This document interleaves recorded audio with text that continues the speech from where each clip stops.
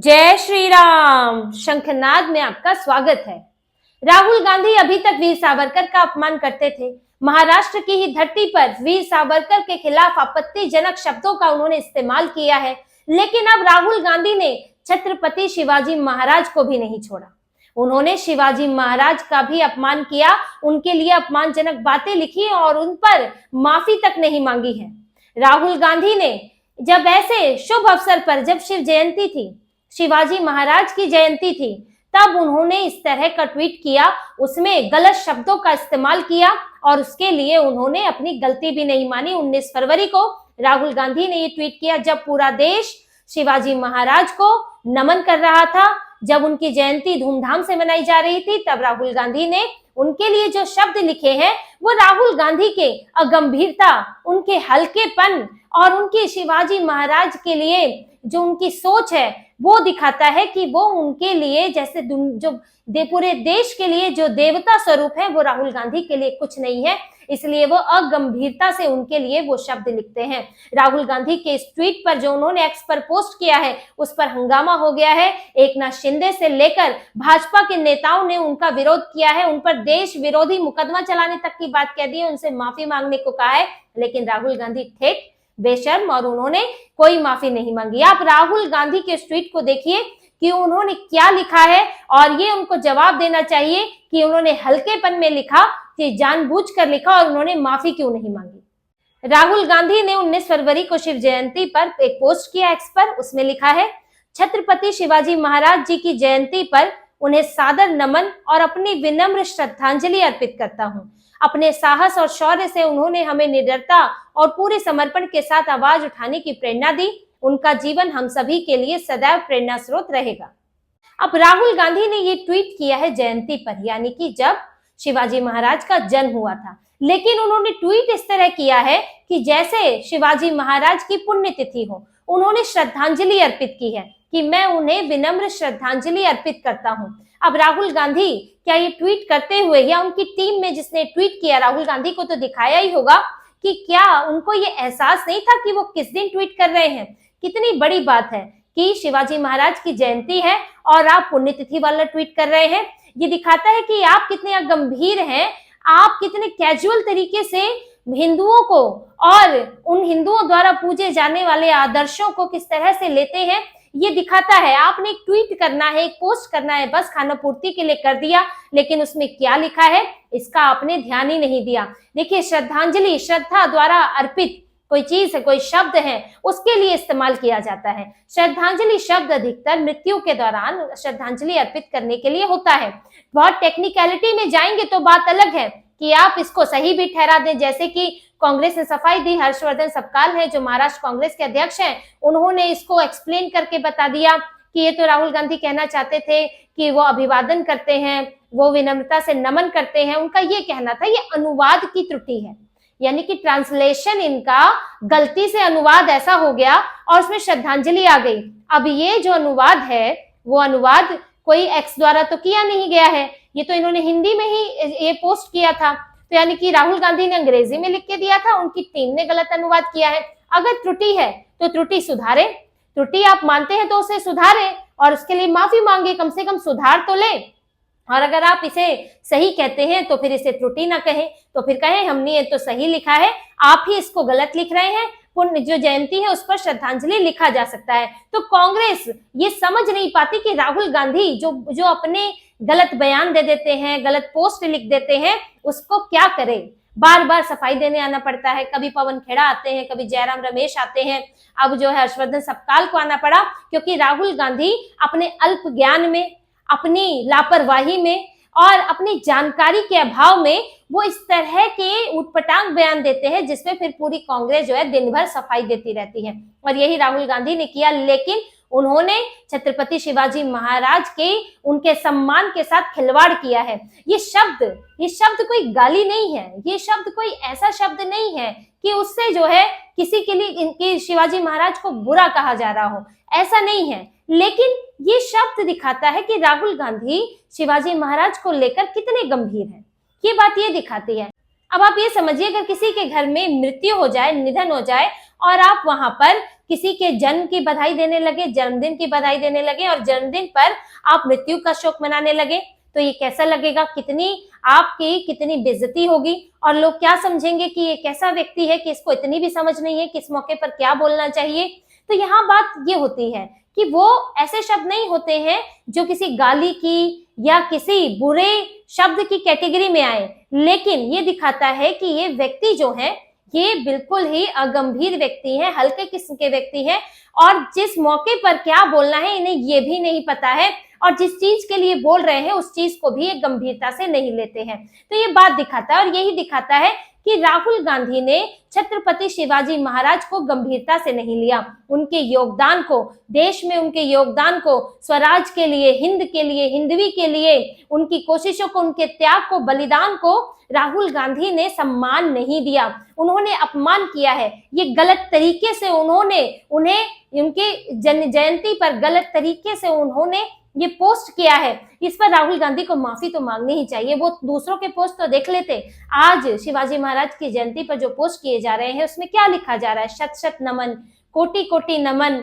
श्रद्धा पूर्वक नमन, इस तरह के शब्द इस्तेमाल हो रहे हैं। शब्द मायने रखते हैं, आप गलत जगह पे गलत बात बोलेंगे तो वो घटिया ही कहलाएगा और वो बुरा ही कहलाएगा और अपमानजनक ही कहलाएगा। राहुल गांधी ने यही किया है और राहुल गांधी पहली बार ऐसा नहीं कर रहे हैं, जैसे कि भाजपा नेताओं का और एकनाथ शिंदे का भी कहना है। एकनाथ शिंदे ने उन पर सीधे सीधे आरोप लगाया कि राहुल गांधी जानबूझकर करते हैं। उन्होंने पहले वीर सावरकर का कई बार अपमान किया है। उन्होंने क्या कहा था वीर सावरकर के बारे में माफी मांगने को लेकर कि मैं सावरकर नहीं हूं जो मैं माफी मांगूंगा। सावरकर ब्रिटिशों के आगे झुक गए थे, जबकि उनकी दादी जो है वीर सावरकर की तारीफ करती थी और उनके नाम पर उन्होंने मोहर भी जारी की थी, स्टैंप जारी की थी। तो राहुल गांधी को तो अपना ही इतिहास नहीं पता, अपनी ही दादी को वो झुटला दे रहे हैं। तो ये स्थिति राहुल गांधी की है और एकनाथ शिंदे ने इसी बात के लिए उनकी आलोचना की कि वो जानबूझकर ऐसा करते हैं। वो कोई अब ऐसा नहीं 54 साल 55 साल की उम्र में बच्चे हैं, उनको नहीं पता है कि क्या लिखना है, लेकिन वो जानबूझकर ऐसा करते हैं। भाजपा नेता प्रसाद लाड ने तो यहाँ तक कह दिया है कि इनके खिलाफ देश विरोध का मुकदमा दायर होना चाहिए, क्योंकि उन्होंने आज ऐसे मौके पर, और चाहे ये मौका ना भी हो, उन्होंने छत्रपति शिवाजी महाराज का अपमान किया है और उनकी जयंती को उन्होंने मजाक बनाकर रख दिया कि जयंती है और आप पुण्यतिथि वाली बात उस पर लिख रहे हो। इसके अलावा उन्हें अजीत पवार की पार्टी के अमोल मिटकरी ने भी लिखा है, उन्होंने भी यही कहा है कि अगर राहुल गांधी से गलती हुई है तो गलती सुधारें, अगर गलती से लिख दिया गया है तो उसको सुधारना चाहिए, ये नहीं कि उस पर अड़े रहना चाहिए। अगर आप अड़े रहते हैं तो लिखने से ज्यादा बड़ा अपमान होगा किसी का, और ये राहुल गांधी को ऐसा नहीं करना चाहिए। लेकिन राहुल गांधी तो अड़े अपनी चीज पर वो टिके रहेंगे, उनको क्या है, उनको तो हिंदू धर्म का अपमान करने की आदत पड़ गई है। वो बार बार ये वही व्यक्ति हैं जो कहते हैं कि हिंदू मंदिर जाते हैं लड़कियां छेड़ते हैं, ये राहुल गांधी के ही बयान है। उन्हें हिंदू धर्म सबसे बुरा लगता है और ये ऐसा क्यों करते हैं, क्यों ये इस तरह की बातें बार बार कहते हैं? तपस्या को गर्मी कह देते हैं, इन्हें तप जो है, तपस्या जो है वो सिर्फ गर्मी से नजर आती है, तपस्या में जो छुपा हुआ त्याग है, बलिदान है, वो नजर नहीं आता है। अंग्रेजी से ट्रांसलेट करते हैं तो इन्हें यही नजर आता है, और पश्चिमी सभ्यता में तपस्या की तो कोई वहां पर उसकी परंपरा ही नहीं रही, तो उन्हें समझ में कहां से आएगा। तपस्या इन्हें गर्मी लगती है, हिंदू इन्हें छेड़ने वाले लगते हैं, हिंदू इन्हें हिंसक लगते हैं। आखिर क्यों ये ऐसा करते हैं? क्योंकि ये बस चुनावी हिंदू हैं। राहुल गांधी उनमें से हैं जो सिर्फ चुनाव के लिए मंदिर जाते हैं, इनका लगाव नहीं है, इनकी निष्ठा नहीं है। अगर कोई वाकई छत्रपति शिवाजी महाराज के योगदान को उनको समझेगा, उसे मानेगा, तो वो कैसे भूल जाएगा कि जयंती है कि पुण्यतिथि है? वो कैसे भूल सकता है? क्या ये भूल सकते हैं अपने पिता को, अपने पिता के लिए कि वो जयंती है उनकी, कि उनकी पुण्यतिथि है? आप नहीं भूल सकते। तो शिवाजी महाराज भी उसी स्वरूप में है, तो आप उनके लिए कैसे भूल गए? या आपने जानबूझ के मजाक उड़ाने के लिए लिखा, क्योंकि इनकी तो परंपरा यही रही है, अब इनका तो परिवार यही रहा है। अब इनके परदादा की बात करें तो गंगाधर नेहरू थे, कि विवाद तो ये भी है कि वो गयासुद्दीन थे, क्योंकि ये तो उसी परंपरा के लोग हैं। औरंगजेब वाली परंपरा, मुसलमानों वाली परंपरा के लोग हैं। विवाद तो इनके परदादा के नाम पर भी है, और अगर नाम गंगाधर नेहरू भी था तो भी अंग्रेजों के लिए ही काम किया करते थे।